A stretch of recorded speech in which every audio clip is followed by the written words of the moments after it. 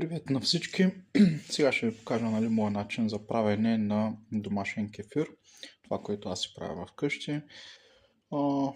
Общо взето тук съм ви наредил нещата, които ползвам за правенето на кефира.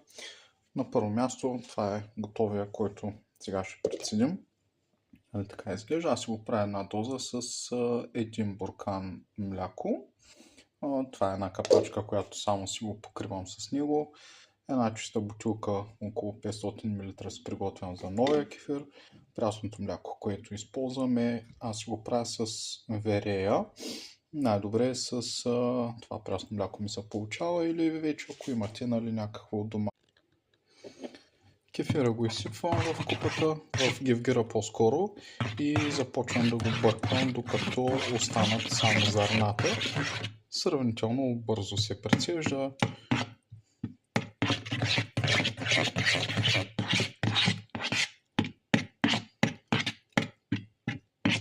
Достатъчно са големи зърната, на практика не попадат зърна вътре.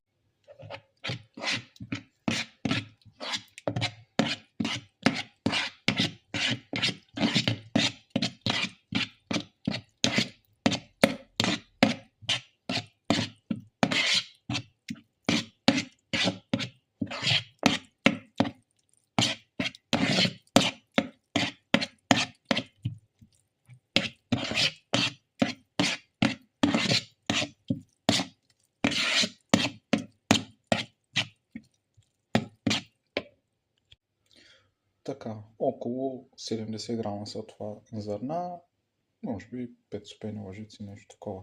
Сега тези зърна си ги заливам с студено мляко от хладилника, както съм го изкарвал, и го оставям на стайна температура вкъщи около 25, 24, 5-6 градуса. Оставям го за 24 часа.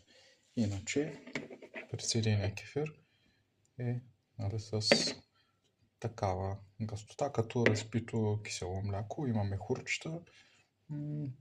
Леко кисел е, като този, който се продава по магазините. Не е свръхкисел, не е свръхгазиран. Приятен е. И това е резултата, приятели. Значи новия кефир, който прецедихме, който си го оставя в хладилника за 1-2 дни, макар че дъщеря ми си го пи понякога, така както е топъл. И това е вече новият зареден, който ще изчака 24 часа, докато стане. Накратко, това е моят начин за приготвяне на кефир вкъщи. Успех и пийте повече натурални продукти.